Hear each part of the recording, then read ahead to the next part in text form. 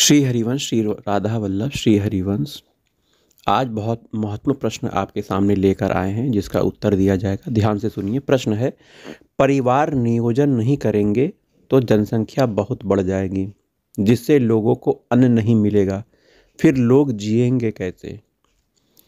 तो इसका संभावित उत्तर यह हो सकता है कि यह प्रश्न सर्वथा ही अयुक्त है, युक्ति युक्त नहीं है। कारण कि जहाँ मनुष्य पैदा होते हैं वहाँ अन्न भी पैदा होता है। भगवान के यहाँ ऐसा अंधेरा नहीं है कि मनुष्य पैदा हो और अन्न पैदा ना हो।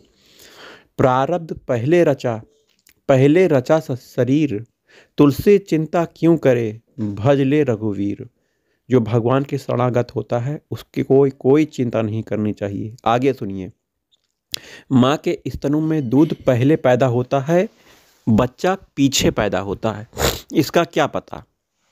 जब बच्चा पैदा होता तब माताएं स्तनों में से पुराना दूध निकालकर बच्चे को नया दूध पिलाती हैं। हम भी कहीं जाते हैं तो वहाँ व्यवस्था पहले होती है, हम पीछे पहुँचते हैं। ऐसा नहीं होता कि व्याख्यान पहले होगा, पांडाल पीछे लगेगा। बारात ठहरने की जगह पहले तैयार की जाएगी या बारात आने के बाद? कोई उत्सव होता है तो उसकी व्यवस्था पहले होती है।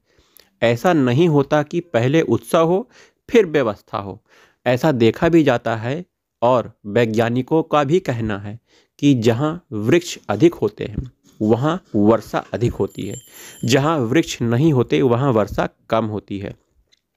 ऐसे ही मनुष्य अधिक होंगे तो अन्न भी अधिक पैदा होगा। अन्न में कमी कैसे आएगी? क्या मनुष्य वृक्षों से भी नीचे हैं? अगला प्रश्न है, आज अन्न इतना महंगा क्यों हो गया है?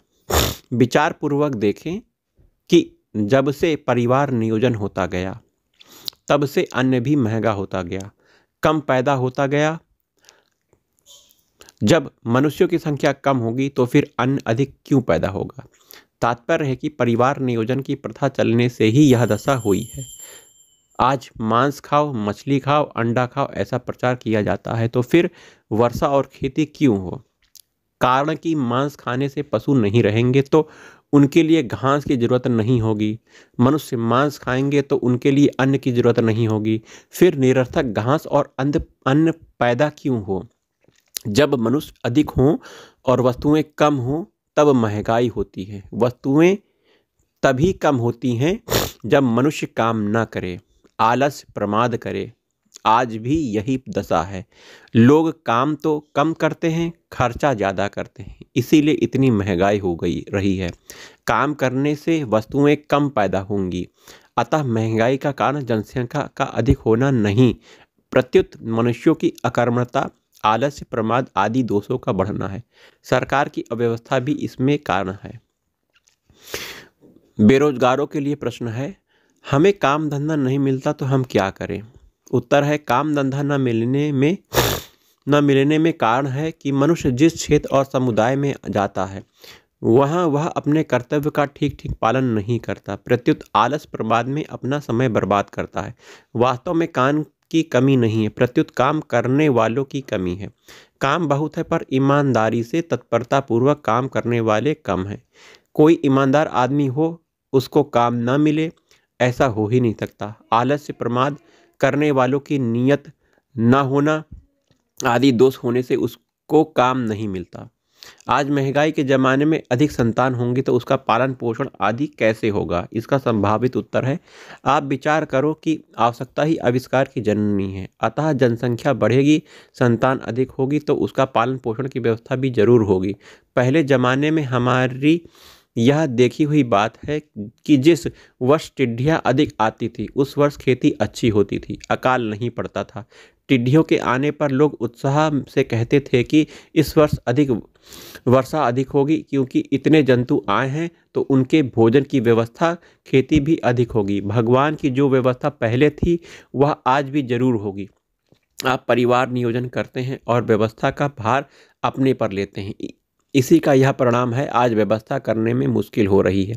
अतः आप अपने पर भार मत लो और अपने कर्तव्य में तत्पर रहो, तो आपके और परिवार के पालन पोषण की व्यवस्था भगवान की तरफ से जरूर होगी।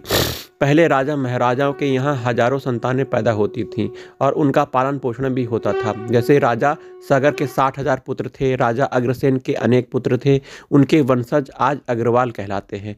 धृतराष्ट्र के 100 पुत्र थे। इस प्रकार एक एक आदमी के सैकड़ों हजारों संतान हुई। कोई जानना चाहे तो मैं बता सकता हूँ कि गांव एक एक आदमी की संतानों से बसे हुए थे। यह प्रत्यक्ष देखने में आता है कि जो वास्तव में विरक्त संत होते हैं, जो अपने निर्वाह की परवाह नहीं करते, चेष्टा ही नहीं करते, उनके निर्वाह की व्यवस्था जनता करती है। जो अपने निर्वाह की चेष्टा करते हैं, उनकी अपेक्षा उन विरक्त संतों के निर्वाह का प्रबंध अच्छा होता है। आप थोड़ा विचार करें, जो मुसलमान भाई हैं वे 4-4 विवाह करते हैं। हमने सुना है कि एक भाई के 150 संतान हुई और एक भाई के 19 बालक हुए, उनमें से 2 मर गए, 17 मौजूद हैं। इस प्रकार वे प्रायः परिवार नियोजन नहीं करते, फिर भी उनकी संतान का पालन पोषण हो रहा है। क्या केवल हिंदू ही अन्न खाते हैं, कपड़े पहनते हैं, पढ़ाई करते हैं? दूसरे लोग क्या अन्न नहीं खाते, कपड़े नहीं पहनते, पढ़ाई नहीं करते? मुसलमान भाई तो कहते हैं कि संतान होना खुदा का विधान है, उनको बदलने का अधिकार मनुष्य को नहीं है। जो उनके विधान को बदलते हैं वे अनधिकार चेष्टा करते हैं। वास्तव में परिवार नियोजन करने वाले लोग की जनसंख्या कम हो जाती है। अतः मुसलमानों ने यह सोचा परिवार नियोजन नहीं करेंगे तो अपनी जनसंख्या बढ़ेगी, जनसंख्या बढ़ने से अपना ही राज हो जाएगा। क्योंकि वोटों का जमाना है, इसलिए वे केवल अपनी जनसंख्या बढ़ाने की धुन में है। परंतु हिंदू केवल अपनी थोड़ी सी सुख सुविधा के लिए नसबंदी, गर्भपात आदि महापाप करने में लगे हुए हैं। अपनी संख्या तेजी से कम हो रही है, इस तरह भी उनकी दृष्टि नहीं है और परलोक में इस महापाप का भयंकर दंड भोगना पड़ेगा, इस तरह भी उनकी दृष्टि नहीं है। केवल खाने पीने सुख भोगने की तरफ पशुओं की भी दृष्टि रहती है। अगर यही दृष्टि मनुष्य की भी है तो वह मनुष्यता नहीं। हिंदू धर्म में मनुष्य का जन्म दुर्लभ बताया गया है और कल्याण को सुगम बताया गया है। अतः कोई जीव मनुष्य जन्म में हिंदू धर्म में आ रहा है तो उसे रोकना नहीं चाहिए।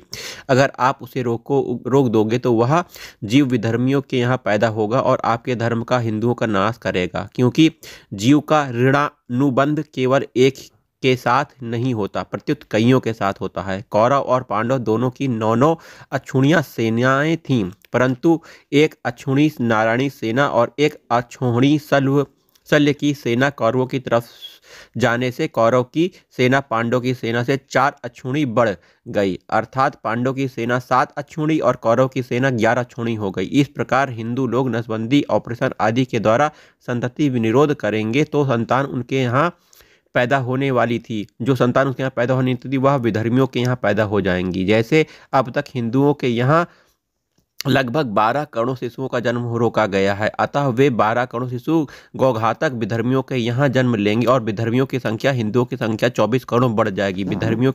विधर्मियों की संख्या बढ़ेगी तो फिर वे हिंदुओं का ही नाश करेंगे। अतः हिंदुओं को अपने संतान परंपरा नष्ट नहीं करनी चाहिए। घातकों की संख्या बढ़ाकर गौ हत्या पाप में भागीदार नहीं बनना चाहिए। जिन व्यक्तियों ने संतति निरोध किया है उनकी आगे होने वाली कई संतानों का भी स्वतः निरोध हुआ है। अगर प्रत्येक व्यक्ति की ही आगे होने वाली 2 या 3 संतानों का भी निरोध माना जाए तो यह संख्या 24 से 36 करोड़ तक पहुंच जाएगी। राधा वल्लभ श्री हरिवंश श्री वृंदावन श्री वचन, यह सब बातें परम पूज्य श्री राम सुखदास जी की पुस्तक से ली गई हैं। श्री हरिवंश।